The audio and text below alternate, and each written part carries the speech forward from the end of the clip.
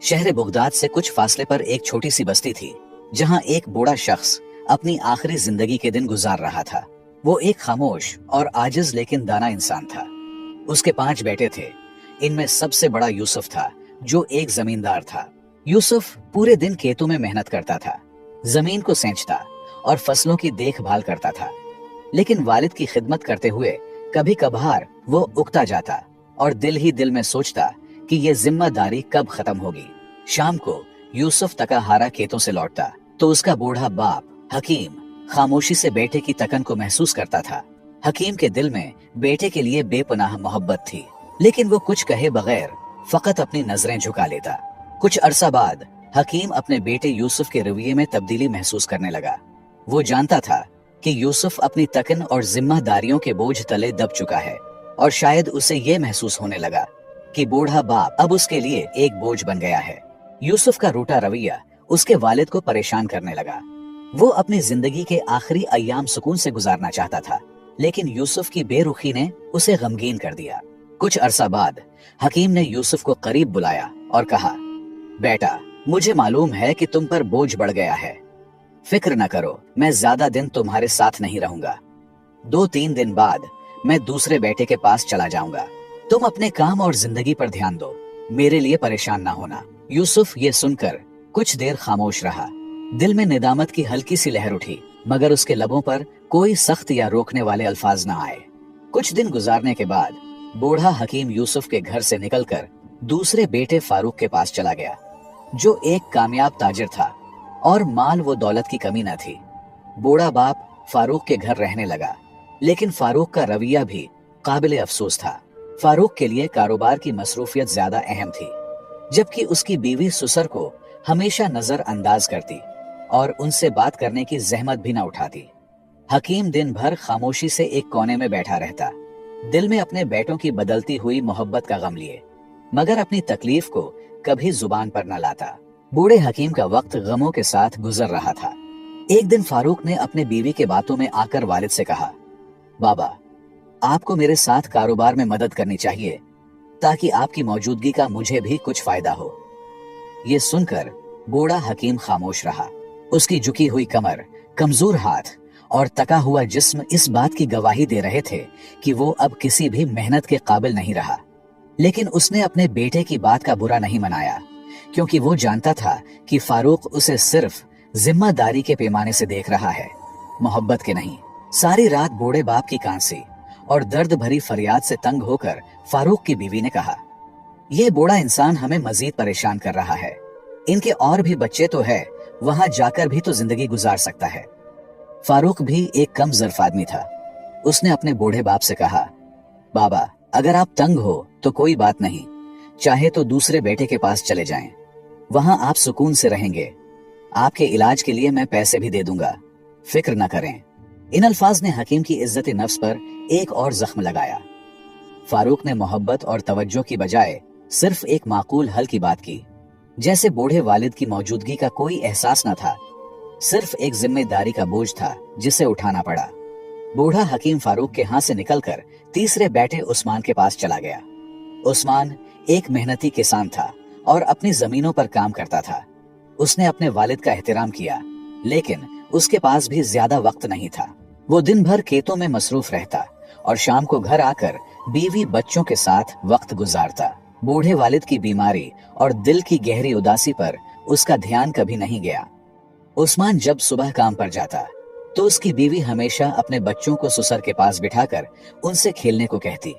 बूढ़ा हकीम, जो बीमारियों और कमजोरी से कांप रहा था, ये मंजर देखकर दिल में शदीद गम का शिकार हो जाता। उस्मान के घर में वालिद की हालत मजीद खराब होती गई और आखिरकार वो वहां से भी चला गया। इस बार उसने चौथे बेटे अहमद के यहाँ जाने का फैसला किया। अहमद, जो कि एक धोखाबाज और लालची इंसान था, अपने वालिद को इस्तकबाल करने के लिए बहुत खुश था। अहमद की खुशी महज लालच के बायस थी, न कि अपने वालिद से मोहब्बत के। अहमद ने अपने वालिद को इज्जत दी और कहा, बाबा, आपको यहाँ रहने में कोई तकलीफ नहीं होगी। वक्त के साथ साथ अहमद को पता चला कि बूढ़े बाप के पास कोई माल दौलत नहीं है, तो उन्होंने भी बाप को नजरअंदाज करना शुरू कर दिया। अहमद की बीवी ने अपने ससुर को एक बोझ समझकर उसकी कोई खिदमत नहीं की बल्कि उल्टा तकलीफ दी। वो हमेशा शिकायत करती रहती और बूढ़े को अपने कामों में रुकावट समझती। लेकिन बीवी की क्या कसूर जबकि अपने बेटे रूठ चुके थे। अहमद भी अपने कारोबारी उमूर में इतना मग्न हो गया था कि उसने अपने वालिद की हालत पर कोई ध्यान नहीं दिया। इस दौरान बूढ़े की सेहत और जिस्मानी हालत तेजी से बिगड़ने लगी। आखिरकार एक दिन अहमद ने भी जवाब दे दिया और कहा, बाबा तुम यहाँ नहीं रह सकते। मेरे पास इतना वक्त नहीं है कि तुम्हें हर वक्त देखूं। तुम्हें कहीं और जाना होगा। इसके बेदर्द अल्फाज पर बूढ़े हकीम ने दिल बर्दाश्ता होकर आखिरी बेटे अब्दुल्ला के यहाँ जाने का फैसला किया। अब्दुल्ला हकीम का सबसे छोटा और कम उम्र बेटा था, जो एक गरीब और मेहनती शख्स था। दिहाड़ी लगाकर जो पैसे कमाता, इन पैसों से वो अपने बाप के लिए दवाइयां खरीदता और अपने घर का खर्च चलाने की कोशिश करता। उसकी बीवी भी काफी ईमानदार थी, अपने ससुर का दिल से ख्याल रखती थी। वो उनकी बीमारी और बुढ़ापे को समझती थी और हमेशा माँ बाप की तरह उनकी खिदमत में लगी रहती थी। बूढ़े हकीम ने जब अब्दुल्ला और उसकी बीवी की मोहब्बत और एहतराम देखा तो दिल ही दिल में खुश हुआ और बहुत दुआएं देने लगा।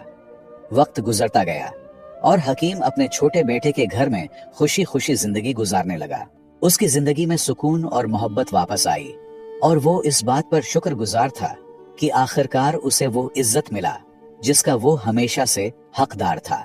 बिलाखिर हकीम की जिंदगी के आखिरी अय्याम शुरू हो गए और वो शदीद बीमार पड़ गया। अब्दुल्ला अपने बाप की हालत देखकर बेहद गमगीन होता और अक्सर रो पड़ता, क्योंकि वो अपने वालिद को एक बोझ नहीं बल्कि हकीकी मानो में बाप के रुतबे से देखता था। उसके दिल में वालिद की इज्जत और मोहब्बत का समंदर था और वो हर मुमकिन कोशिश करता कि अपने वालिद की खिदमत में कोई कमी न रह जाए। अब्दुल्ला के आंसू और उसकी फिक्र वालिद की जिंदगी के उन आखिरी दिनों में उसके लिए एक तसल्ली और सुकून का बायस बने। हकीम ने अब्दुल्ला की मोहब्बत देखकर उसे अपने करीब बुलाया और बारीक आवाज में कहा, बेटा, मेरे आखिरी दिन करीब हैं। मेरी सांसें अब गिनती की रह गई हैं, लेकिन अल्लाह तुम्हें हमेशा खुश और आबाद रखे। जिस तरह तुमने मेरी खिदमत की और मेरा दिल जीता। अब्दुल्ला ने गमगीन लहजे में जवाब दिया, बाबा, अल्लाह ना करे कि आप हमें छोड़कर चले जाएं। आपके बगैर हम कैसे जी सकेंगे। हकीम ने मुस्कुराते हुए कहा, बेटा, ये तो हक का रास्ता है। हर शय को फना होना है। मुझे भी अपने खालिक हकीकी के पास जाना होगा। अब्दुल्ला ने गमगीन लहजे में कहा, बाबा, क्या आप मुझसे खुश हैं? मैं वो खिदमत नहीं कर सका जिसके आप हकदार थे। मेरी बीवी भी कम अकल है, लेकिन अगर आपके दिल में कोई गिला शिकवा है तो हमें जरूर बताएं और अपना गम हल्का कीजिए। हकीम ने गहरी सांस ली और अब्दुल्ला को कहा, बेटा, एक आखिरी बात है जो मैं तुमसे कहना चाहता हूं और यह एक बड़ी अमानत है। मैंने अपनी जिंदगी में तुम पांचों बेटों का इम्तिहान लिया, लेकिन इस आजमाइश में सिर्फ तुम कामयाब हुए। बेटा, मेरे मरने के बाद तुम बगदाद की फुला गली में जाबिर नाम के एक बूढ़े शख्स के पास जाओ। उसे मेरा नाम लेकर कहना कि हकीम वफात पा चुका है और वो अमानत जो मैंने उसके पास रखी थी वो तुम्हें दे दे। हकीम ने अब्दुल्ला के कंधे पर हाथ रखकर कहा, जो अमानत दे वो तुम्हारे लिए है। उसे अपने बीवी बच्चों की जिंदगी बेहतर बनाने के लिए इस्तेमाल करना। ये मेरा तुम्हारे लिए आखिरी तोहफा होगा और याद रखना, बाकी भाइयों को कुछ भी ना देना।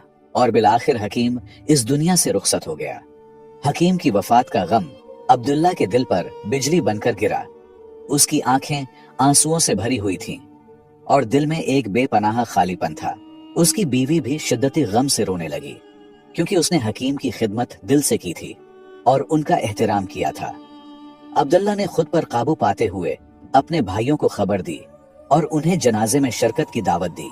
सब भाई जो कभी अपने वालिद को बोझ समझते थे, अब जनाजे में शरीक हो गए। अब्दुल्ला, जो हमेशा ईमानदारी और मोहब्बत का पैकर रहा, ने भाइयों से कहा, बाबा जान ने मुझे एक अमानत सौंपी थी। मुझे यकीन है कि वो कोई कीमती खजाना होगा, लेकिन इसमें सब भाइयों का हक है। हालांकि बाबा ने उसे सिर्फ मेरे लिए वसीयत की थी। भाई, जो दिल में कहीं ना कहीं लालच रखते थे, फौरन बोले, अब्दुल्ला, जाओ और अमानत ले आओ। फिर उसे हम पांचों भाइयों में तकसीम कर देना ताकि सबको बराबर हिस्सा मिले। अब्दुल्ला ने ठीक वैसा ही किया जैसा उसने कहा था। वो बगदाद जाकर अमानत ले आया। जब उसने संदूक खोला तो वो हैरत में पड़ गया। संदूक में बगदाद के मशहूर बाजार के कई कीमती दुकानों के कागजात, जवाहरात जो उसकी माँ के थे, और बहुत सी अशरफियां मौजूद थीं। अब्दुल्ला ने अपनी दियानतदारी का सबूत देते हुए सब भाइयों को उनका हक दिया और खुद अपने हिस्से पर किनायत की। जिंदगी एक बार फिर बाप के साए के बगैर चलने लगी, लेकिन वक्त ने जल्द ही अपनी हकीकत दिखा दी। चंद माह बाद बड़े भाइयों में से एक अपने कारोबार में बुरी तरह फंस गया। गैर जिम्मेदारी और गलत फैसलों के बायस वो कर्ज में डूबता चला गया। हालात इस कदर खराब हो गए कि उसे अपना घर तक बेचना पड़ा। दूसरा भाई, जो कभी ऐश व इशरत की जिंदगी गुजारने का आदी था, एक दिन चोरी में मुलव्विस पाया गया। काजी ने उसे जेल भेजने का हुक्म दे दिया और उसकी जिंदगी की सारी साख तबाह हो गई। बाकी भाई भी सोने को हाथ लगाता तो मिट्टी बन जाता। ये सब नाकामियों को एक जवाब था, बाप की बद्दुआ। दूसरी तरफ अब्दुल्ला ने अपनी मेहनत से बगदाद में कारोबार शुरू कर दिया। वो कोफे से उम्दा कपड़ा खरीद कर बगदाद के बाजार में बेचता और वक्त के साथ काफी मुनाफा कमाने लगा। उसकी ईमानदारी, बाप की दुआ और मुस्तकिल मेहनत ने उसे तरक्की की राह पर डाल दिया। यहाँ तक कि वो अपने बाकी भाइयों की फिरोख्त करदा दुकानें खरीदने लगा और आहिस्ता आहिस्ता पूरे बाजार का वाहिद मालिक बन गया। जो भाई कभी खुद को दौलतमंद समझते थे, अब वक्त के मारे हुए अब्दुल्ला के दर पर सवाल करने आ गए। अब्दुल्ला, जो एक रहम दिल और मुशफिक इंसान था, उनकी मदद करता और उन्हें खाली हाथ वापस न जाने देता। उसका ये रवैया उसके वालिद की सिखाई हुई अखलाकियात का अक्खास था। फिर वो दिन आया जब अब्दुल्ला ने बगदाद के तरक्की याफ्ता इलाके में एक बड़ा घर खरीदा और अपनी बीवी और बच्चों के साथ एक खुशहाल जिंदगी गुजारने लगा। वो जिंदगी के उस मोड़ पर भी अपने वालिद की दुआओं और तालीमात को नहीं भूला। एक दिन वो अपने वालिद की कब्र पर फातिहा पढ़ने गया। कब्र के सामने खड़े होकर उसने कहा, बाबा, आपकी दुआओं ने मुझे बगदाद का अमीर बना दिया, लेकिन आपके साये की महरूमी ने मुझे गमगीन कर दिया।